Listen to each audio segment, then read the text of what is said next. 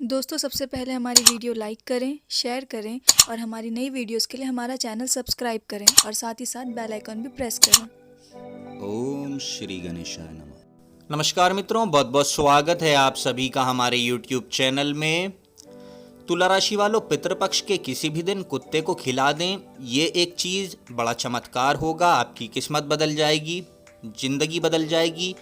जी हाँ दोस्तों, आज की ये बहुत ख़ास वीडियो है आपके लिए, क्योंकि पितृपक्ष का समय चल रहा है, श्राद्ध का समय चल रहा है। तो वीडियो को पूरा देखें, अंत तक देखें। आप सभी के लिए ये वीडियो बड़ा ज़रूरी है। चलिए विस्तार से जानेंगे कि आखिर वो कौन सी चीज़ है जो कुत्ते को खिला देने से आपकी किस्मत बदल सकती है, रातों रात आपको माला माल कर सकती है। चलिए वीडियो शुरू करने से पहले आपसे निवेदन है, अगर आप चैनल पर नए हैं तो नीचे लाल बटन दबाकर हमारा चैनल सब्सक्राइब करें, साथ में बेल आइकन भी दबा दें ताकि आपको हमारी हर वीडियो प्रतिदिन समय से मिल सके। इस वीडियो पर एक लाइक जरूर करें। कमेंट बॉक्स में सच्चे मन से जय शनिदेव लिखना ना भूलें, क्योंकि तुला राशि वालों आप जानते हैं आपका सारा जीवन शनिदेव की कृपा पर चलता है। तो कमेंट बॉक्स में जय शनिदेव जरूर लिखें। दोस्तों, हम यहाँ बात कर रहे हैं तुला राशि की और आज की इस वीडियो में हम आपको बताने आए हैं पितृपक्ष का समय चल रहा है। ऐसे समय में काले कुत्ते को खिला दें, ये एक चीज़ आपकी ज़िंदगी बदल जाएगी, किस्मत बदल जाएगी, रातों रात आप माला माल हो जाएंगे। दोस्तों चलिए जानते हैं। उससे पहले हम आपको एक मंत्र बताने वाले हैं। अगर आप इस पितृपक्ष में ये मंत्र एक बार जप लेंगे तो इससे बहुत बड़ा फल आपको प्राप्त होगा, अपने पितरों का आशीर्वाद आपको मिलेगा। तो दोस्तों वो मंत्र है ओम पितृ देवताय नमः, ओम पितृ देवताय नमः। जी हाँ दोस्तों, ये मंत्र आप जरूर लिखकर अपने पास रख लें और श्राद्ध के समय में आपको रोजाना इसको तकरीबन 108 बार जपना है। इससे बहुत अच्छे और जल्दी ही आपको फल देखने को मिलेंगे। अब चलिए जानते हैं, पितृपक्ष में अपने पूर्वजों को श्राद्ध पूर्वक याद करके इन दिनों में श्राद्ध करना बड़ा महत्वपूर्ण माना जाता है। दोस्तों ध्यान रखिएगा कि श्राद्ध जो है उसी तिथि को किया जाता है जिस तिथि को आपके पितृ परलोक से पधारे थे।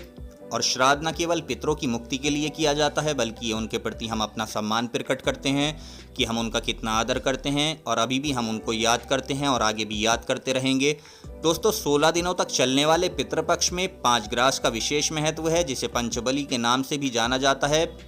दोस्तों विशेष तौर पर आप इस बात को गंभीरता से सुनिएगा कि इन दिनों में ब्रह्मांड भोज के अलावा गाय, कुत्ता, कौवा और चींटी को भी श्राद्ध खिलाने की परंपरा है। और वहीं पंचवली के भोजन से पितरों की आत्मा तृप्त होकर आपको प्रसन्नता पूर्वक आशीर्वाद देती है और सभी दोषों से मुक्ति दिलाती है। इसके अलावा ऐसी मान्यता है, अगर पंचवली को भोग न लगाएं तो इससे पितर नाराज भी हो सकते हैं, क्योंकि दोस्तों साल में 365 दिन होते हैं और 16 दिन के लिए श्राद्ध आते हैं। इसलिए 16 दिन में से अगर एक भी दिन हम हमारे पितरों का ध्यान रख लेते हैं, यानी मात्र साल के 16 दिन उनकी सेवा कर लें, आदर सत्कार कर लें, तो बचे हुए 349 दिनों में वो हमारा ध्यान रखते हैं। यानी हमें 16 दिन उनको याद करना है, वो हमारी 349 दिन रक्षा करते हैं, हमें आशीर्वाद देते हैं। श्राद्ध पक्ष को आप छोटा मोटा ना समझिएगा। इस समय अवधि में आप अपने पितरों को याद करें और उनकी तृप्ति के लिए कुछ ना कुछ जरूर करें। अब देखिए महत्व समझाने वाले हैं पंचवली का, जो आपके लिए जानना बड़ा जरूरी है। देखिए इसका संबंध उस बलि से नहीं है, यानी इसका संबंध ग्रास से है, खाने से है। जी हाँ दोस्तों, शास्त्रों के अनुसार पितृपक्ष में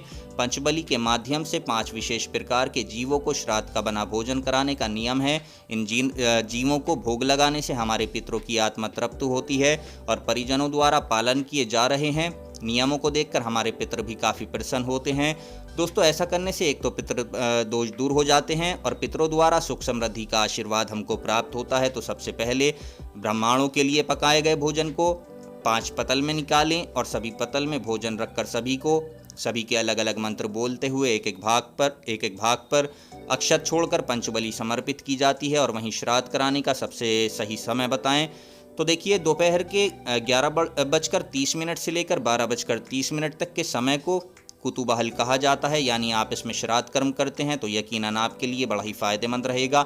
इसके अलावा देखिए पंचवली के लिए सबसे पहला ग्रास या भोजन गाय के लिए निकाला जाता है, जिसे हम गोबली के नाम से जानते हैं। इसके द्वारा दूसरा ग्रास कुत्ते को देना चाहिए, जिसे श्वान बलि कहते हैं, और तीसरा ग्रास कौवे को देना चाहिए, जिसे काग बलि कहते हैं, और चौथा ग्रास देव बलि होता है, जिसे हम जल में प्रवाहित कर देते हैं, जल में बहा देते हैं या फिर गाय को देते हैं। और अंतिम ग्रास यानी 5वां ग्रास चींटियों के लिए सुनकर जगह पर जहाँ पर चींटियाँ आती हो वहाँ पर हम रख देते हैं, जिसे पीपल कादीवाली के नाम से जाना जाता है। दोस्तों इन पंचवली के बाद ब्रह्मांड को आदरपूर्वक भोजन कराएं और दान दक्षिणा देकर उनको विदा करें। इसके बाद खुद बैठकर पूजन करें। चलिए अब एक एक बलि का महत्व भी हम आपको बता देते हैं, जो आपके लिए जानना बहुत ज़्यादा ज़रूरी है। दोस्तों सबसे पहले गोबलि के बारे में जानते हैं। पितरों के श्राद्ध की तिथि पर सबसे पहला ग्रास गाय के लिए निकाला जाता है और पत्तल पर श्राद्ध का भोजन निकालते समय गौ माता का ध्यान किया जाता है। और साथ ही गाय को भोजन देते समय भी ध्यान रखिएगा कि उनको आप गाय की तरफ फेंकना नहीं है, बल्कि आदर सत्कार के साथ आप उनको अपने हाथ से पेश करें। अगर हम किसी भी जानवर को भोजन करा रहे हैं तो बहुत से लोग क्या करते हैं, बिस्किट खिलाते हैं तो उसको दूर से फेंक कर देते हैं। इसलिए ऐसा आपको नहीं करना है। भोजन जब भी आप किसी जानवर को कराएं, चाहे वो इंसान हो या जानवर हो, आपको बहुत ही प्रेम से, इज्जत के साथ, शांति से उसके पास रखना है। प्रेम से खिलाएं। यकीनन प्रेम ही इस जीवन में पुण्य को बढ़ावा देता है। जी हाँ दोस्तों, बिल्कुल भी आप उसको फेंक कर ना खिलाएं। गौ माता को तो बिल्कुल भी फेंक कर ना खिलाएं, अपने हाथों से खिला देंगे तो इसका बड़ा अच्छा परिणाम आपको देखने को मिलेगा। इसके अलावा देखिए, अब श्राद्ध बलि जो है यानी कुत्ते को खिलाने के ऊपर बात आती है। तो दोस्तों श्राद्ध पक्ष का जो दूसरा ग्रास होता है वो कुत्ते के लिए होता है, जिसे कुकर या श्वान बलि कहते हैं। क्योंकि कुत्ते वफादार होते हैं, जो हमारे आसपास रहकर हमारी रक्षा करते हैं, हमारे घर की सुरक्षा करते हैं।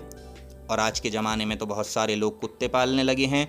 यदि आप चाहें तो आप अपने घर में श्राद्ध बलि कर सकते हैं या ज़रूरतमंद कुत्तों को बाहर भी खाने को कुछ दे सकते हैं। इसका भी उतना ही आपको फल मिलेगा। यकीनन आपके पितृ आपसे ज़रूर प्रसन्न होंगे।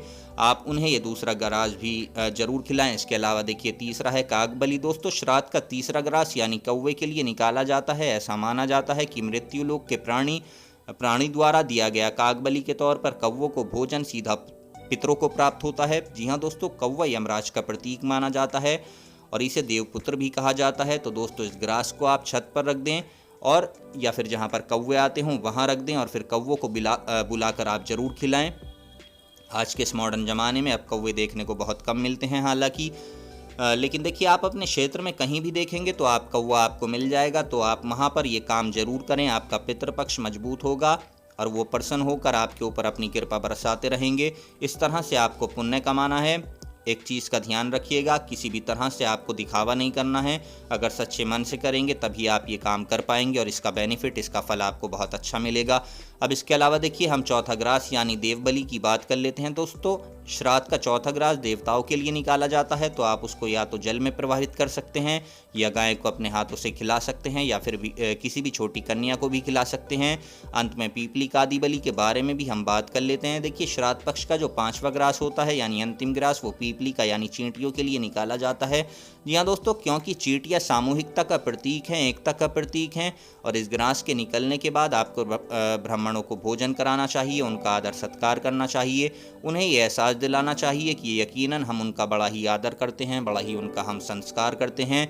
दोस्तों अब आपको बता दें इन 5 जीवों का ही चुनाव क्यों किया गया है। तो देखिए इसका उत्तर ये है, कुत्ता जल तत्व का प्रतीक है, चींटी अग्नि तत्व की प्रतीक है और कौवा वायु तत्व का प्रतीक है, गौ माता पृथ्वी तत्व की प्रतीक है और देवता आकाश तत्व का प्रतीक है।